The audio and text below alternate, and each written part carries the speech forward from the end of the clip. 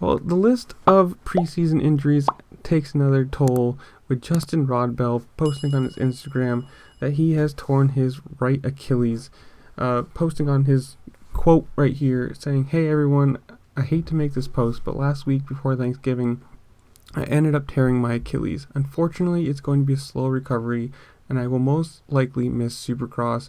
I would like take this time and apologize to all my sponsors and everyone who believes in me, down but not out." There's more to it, but just, I'll go spend time with my family and blah, blah, blah.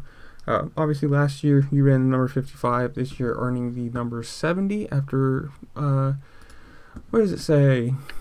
He finished 23rd in the 450 AMA Pro Motocross Championship, so it sucks for him. Apparently, he had his own 2023 program with Husqvarna, or aboard a Husqvarna. So, sad to see, more people.